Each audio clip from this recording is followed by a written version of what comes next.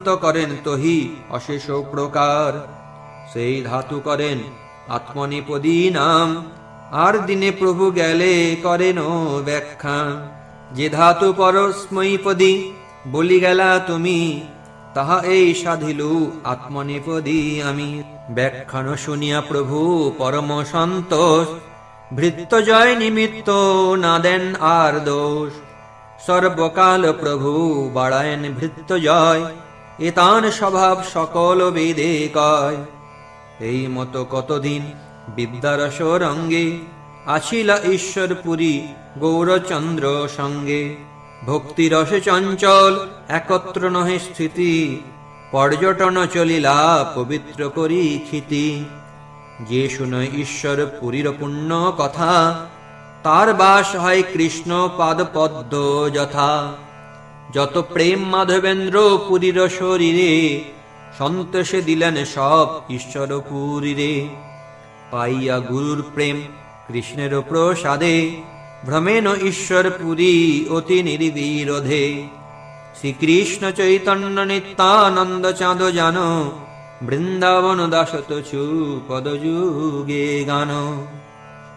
ইতি শ্রী চৈতন্য ভাগবতে আদি খণ্ডে শ্রীমৎ ঈশ্বরপুরী মিলনং নাম একাদশ অধ্যায়।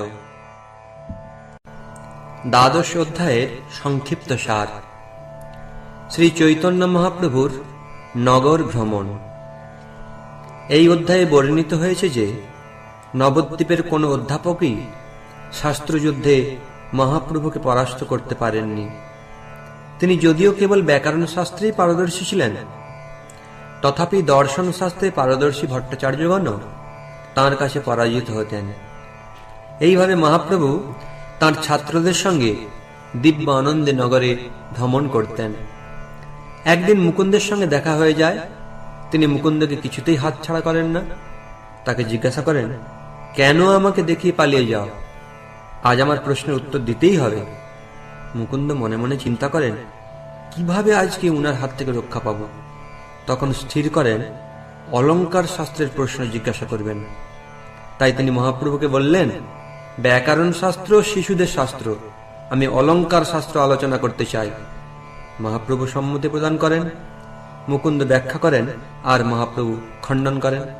এইভাবে মুকুন্দ যখন আর কোনো ব্যাখ্যা করতে পারতেন না, তখন মহাপ্রভু তাকে ছেড়ে দিয়ে বলতেন, ঠিক আছে, আজকে বাড়িতে ফিরে গিয়ে ভালোভাবে গ্রন্থ দেখো, কালকে আবার জিজ্ঞাসা করব। মুকুন্দ শ্রী চরণের ধূলি মস্তকে ধারণ করে ফিরে যেতেন এবং চিন্তা করতেন, এমন পাণ্ডিত্য কি মানুষের পক্ষে সম্ভব? যদি নিমাই পণ্ডিত কৃষ্ণ ভক্ত হন, তাহলে তিল মাত্র সময় তাঁর সঙ্গ ছাড়া হব না।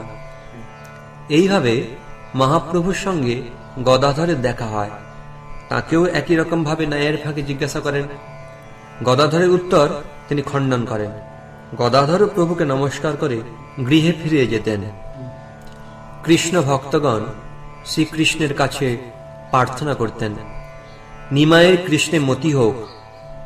কোন বৈষ্ণব মহাপ্রভুকে বলতেন, ওহে পণ্ডিত, পড়ে কেন লোক কৃষ্ণ ভক্তি জানিবারে, সে যদি নহিল তবে বিদ্যায় কি করে। তখন মহাপ্রভু তাদের কাছে আশীর্বাদ প্রার্থনা করতেন, যাতে তার কৃষ্ণ ভক্তি হয়। একদিন মহাপ্রভু বায়ুরোগের ছল করে হুঙ্কার দিয়ে কৃষ্ণ প্রেমের সাত্ত্বিক বিকার প্রকাশ করলেন, কিন্তু কেউ বুঝতে পারলেন না। বুদ্ধিমন্ত খান আদি সজ্জনেরা তার মস্তকে বিষ্ণু তেল, নারায়ণ তেল দিতে লাগলেন। একদিন নগর ভ্রমণ করতে করতে মহাপ্রভু তন্তুবাইয়ের গৃহে উঠলেন। তার কাছে প্রয়োজনীয় বস্তু গ্রহণ করে তাকে কৃপা করলেন। তারপর গোপেদের গৃহে গিয়ে দুধ দই আনতে বললেন। গোপেরা মামা মামা বলে তাকে সব প্রদান করলেন। তিনি তাদের প্রতি কৃপা দৃষ্টি করে গন্ধ বণিকের বাড়িতে গেলেন। সেখানে বণিক তার শ্রী অঙ্গে গন্ধ লেপন করে কৃপা লাভ করলেন।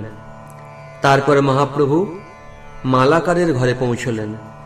মালাকার তাকে বসার আসন দিলেন এবং এক দিব্য মালা এনে পরালেন। এইভাবে মালাকারের প্রতি শুভ দৃষ্টি প্রদান করে মহাপ্রভু তাম্বুলির ঘরে গেলেন। সেখানে তাম্বুলি উত্তম তাম্বুল প্রদান করলেন। তাকে কৃপা করে শঙ্খবণিকের গৃহে এলেন। শঙ্খবণিক তাকে এক দিব্য শঙ্খ প্রদান করলেন। তারপর মহাপ্রভু জ্যোতিষ সর্বজ্ঞের কাছে এলেন। তাকে তার পূর্বজন্মের কথা গণনা করতে অনুরোধ করলেন। সর্বজ্ঞ গোপালের ধ্যান করে গণনা শুরু করলে তৎক্ষণাৎ দেখতে পেলেন ইনি শ্রীকৃষ্ণ স্বয়ং। তারপর সর্বজ্ঞ চোখ খুলে গৌরাঙ্গ মহাপ্রভুর দিকে তাকালেন, আবার ধ্যান করতে শুরু করলেন। এবার দেখছেন স্বয়ং শ্রী রামচন্দ্র, আবার কখনো দেখছেন বরাহদেব, নৃসিংহদেব, বামন দেব, মৎস্য অবতার শ্রী জগন্নাথ দেব। কিছু উত্তর দিলেন না। তখন মহাপ্রভু বললেন, কি দেখলেন? আমি কে? সবকিছু ভেঙে বলুন। তিনি জানালেন, আজকে ঘরে ফিরে যাও, কালকে আবার বলবো। তারপর মহাপ্রভু শ্রীধরের অঙ্গনে এলেন। শ্রীধরের প্রতি মহাপ্রভুর বিশেষ প্রীতি, তার সঙ্গে নানা হাস্য পরিহাস ছলে শ্রীধরের মাহাত্ম্য এবং তার নিজের তত্ত্ব প্রকাশ করলেন।